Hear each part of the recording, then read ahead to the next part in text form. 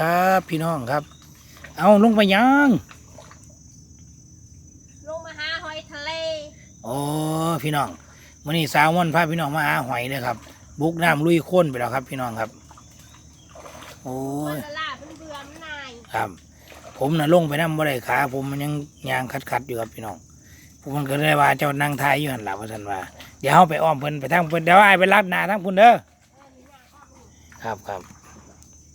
พี่น้องสวัสดีครับไปพี่น้องเข้าไปเบิ่งเพิ่นครับมาพี่น้องมาเขาม่อนยางพอมองดีๆแล้วครับมีบ่ล่ะ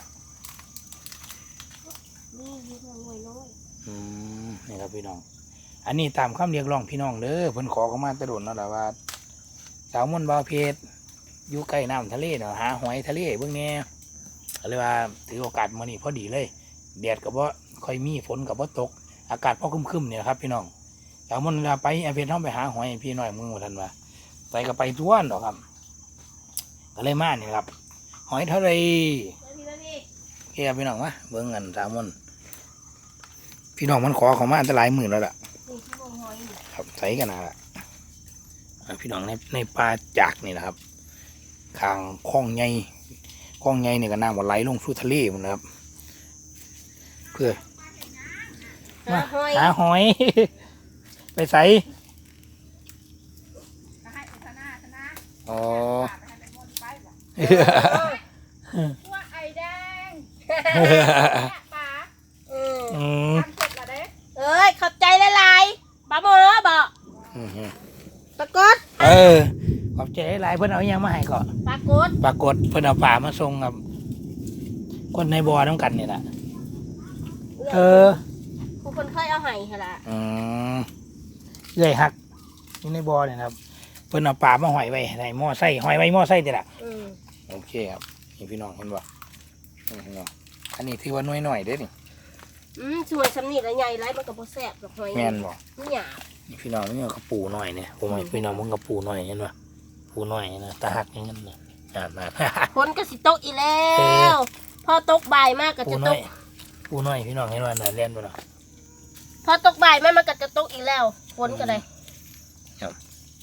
ไม่เน่าจีกันเคลียร์ไปยังทีละครับพี่น้องเคลียร์ไวถ้ามันเห็นตามันก็มีตาคนส่งเอาครับพี่น้องมันยกไปในดัชนีเอากันเห็นไหนพี่น้องเบิ่งก่อนเลยวันหอยนี่ก็แซ่บเพื่อนก็หอยแข้งนั่นแหละเนาะนั่นพี่น้องเห็นว่ามันออกหวานๆเค็มๆรสชาติมันนะครับที่มาเบิ่งทางรังบ่อเผ็ดนะอย่าไปเหยียบตาหอยมันโอเคครับมันมีตามันเลยทีละขันเห็นตามันบอกกับพี่น้องเบิ่งก่อนเด้อพี่น้องทางอีสานบ้านเฮาทางเมืองนอกเมืองหน้าก็เดี๋ยวเขาเจ้าว่าได้มาลุยต้มลุยโค่นไว้ในขนาดที่ไม่เคยเห็นน้ำมันเหี่ยวครับกลมๆหาดำๆมองๆแบบนี้นั่นแหละโอ้ฮะกล้องสิบเปียกค่ะทีโอ้บ่เปียกแล้วครับเดี๋ยวจะน้อยอายกันปิดไว้แล้วแล้วพี่น้องฝนตกครับวันนี้ครับบรรยากาศโอ้กำลังกีท้ายบรรยากาศพี่น้องเมื่อเห็นว่าพี่น้องฝนทั้งนอกเห็นว่าฝนห้ำมาแล้วครับพี่น้องเห็นว่าฝนตกห้ำผู้ผมแล้วครับวันนี้สาวม่อนว่าตกใจว่าเอ้ากล้องยังสิบ่เปียกกี่ว่าสั่นว่ามันยังดอกปิดไว้เปียกนิดๆหน่อยๆมันยังดอกแต่ใครพี่น้องเห็นอัตลดมาไปใส่มาเบิ่งกันได้จักหน่อยแล้วฝนกัดตกค่ำพี่น้องที่ได้จังได้หักกระลงนิ้วก็ได้เป็น10 คนหน่วยนะครับเป็นว่าก็ได้ห้ามอะไรมากเอาลุยไปครับหางเกี่ยวพี่น้องโอ้ยฝนตกค่ำโอเคครับสายกินยามาอย่างดีครับกินยาแก้ไขตากฝนนี้บ่เป็นยังเพื่อพี่น้องทำได้เอาอันนี้มันยังฉันนี่คือบ่เฝ้าเฮียนผู้ใดเฝ้าไก่เฮาเนาะบัดนี้เนาะแดงน้อย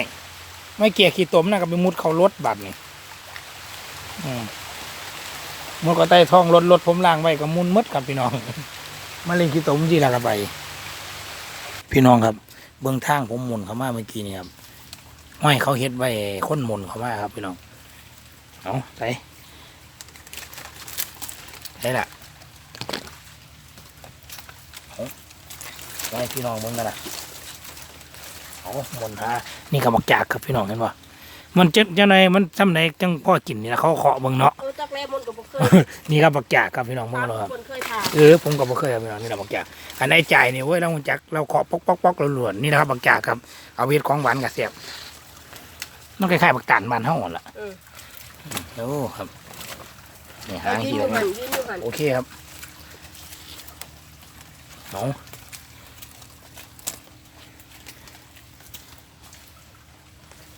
ลองเบิ่ง คนเศร้าเลยบ่ เล่าแล้วครับดินเมื่อนาลาเลี้ยวเห็นเจ้าของบ่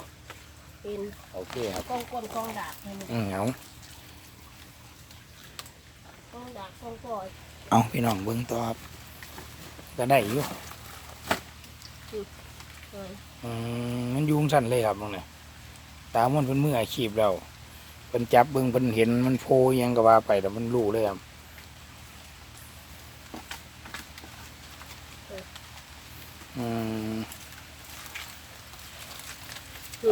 เอาครับเอาเคลียร์ให้พี่น้องเบิ่งกันนะให้พี่น้องเห็นกับตาเลยมันเคลียร์เบิ่งรูปมันเอาไปกีกินย่างกินครับตำบักหุ่งตำหยังก็แซ่บครับพี่น้อง เป็นโมลูดอกตัวนี้ โอ้ เขาเป็นมีแนมเห็นหมด โอเคครับเอาใช่ละมีอยู่บ่เอาเท่านี้ เอานี่ครับเรียกไปเรื่อยเอากลมๆกลม คน ๆ กำลังควร ลงพี่น้องน้ำกับไหลมากคลองครับกันนายครับพี่น้องฝนกับตกพ่อฝน สู้ สู้ต้องสู้ถึงจะชนะ เอาโอเคครับ นี่ไงหอย ไหนครับ อืม อ๋อ อืม อ่า อืมนี่หน่อย โอเคครับ อืมอืม ยุงสิ มันเป็นกลางจุดเหยียบมันเห็นไหม ระวังมีดนะครับ อืม พี่น้องมัน มักขี้หอย อืม อืม เอาครับ ก็ยุงสิเลยพี่น้อง โอเด้เยือน เอาครับพี่น้องมันสร้างสมมันจักว่านี่ไงจักส ม อ อง ง ลูก มองห้องเหยียบนี่ครับพี่น้องเห็นบ่หลังจากนั้นที่เราล่ะเบิ่งกันฝนก็ตกแห้งเลย 7 นาที เอาคลิปนี้ว่าเกิน10 นาทีแล้วล่ะเนาะ ค่ะ โอเคครับนั่นได้ยัก10 นาทีครับพี่น้องหาเบิ่งก่อนฝนตกแห้งนะครับเดี๋ยวตากล้องเขาสิเปียกแล้วสิมดแนวทำมาหากิน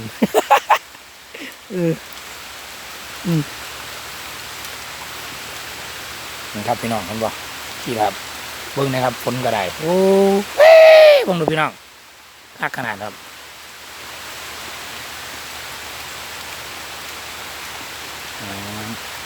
ยุงสั่นนะครับเพิ่นบอกโอ้ยเงาแงนอันนั้นก็จักมันยังนั่นก็ได้จักมันหากัดนี่ยังนั่นก็ได้แดงน้อยแล้วนะพี่น้องเห็นบ่จะเป็นตามัน ครับ ตามันน่ะ หาเลี่ยมไปครับ ขึ้นไปแล้วนี่ มุงจากเลยพี่น้องขาขนาดนี้นะครับพี่น้องผมเบิ้งนะครับเครื่องก็ประกันบ้านห้องแหละ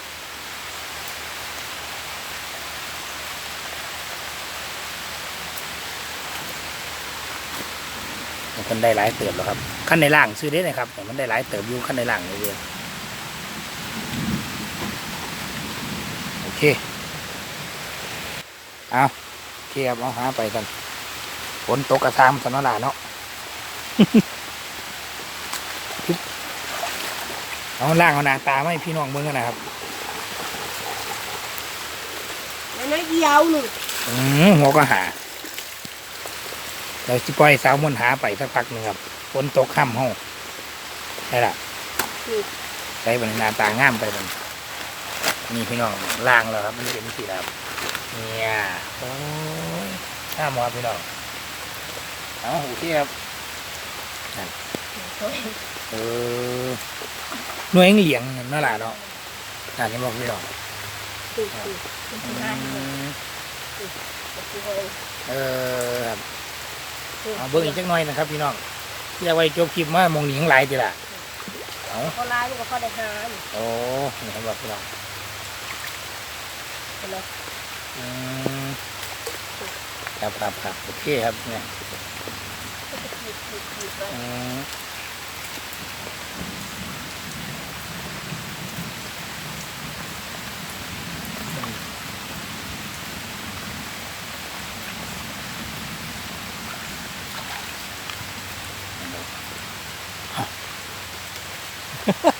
มึงดูพี่น้องมึงหัวเปียกหมดยอดเด้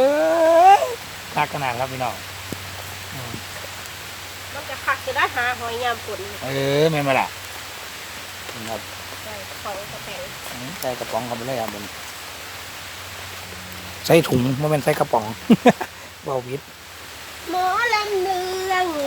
อันน้ำที่ไหลนี่มันก็ไหลลงไปสู่คลองใหญ่หมดแล้วครับพี่น้อง พอแล้วเปิดน้ำมา โอเคครับฝนกระตกคุณพี่น้องให้บอกเลี้ยวไปไก่คลองใหญ่เลยผมเห็นว่าไปลาย่างอันเนื้อไปจบคลิปน้ำคลองใหญ่เนาะ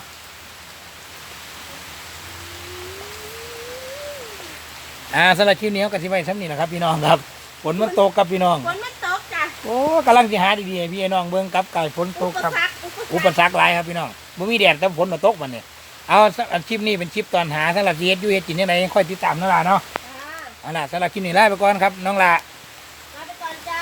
สวัสดีครับผ บ๊าย ม บายนะคะบ๊ายบาย ก่อนมาคลิปหน้าครับมาตามวันเด็ดยังไงพี่น้องกิน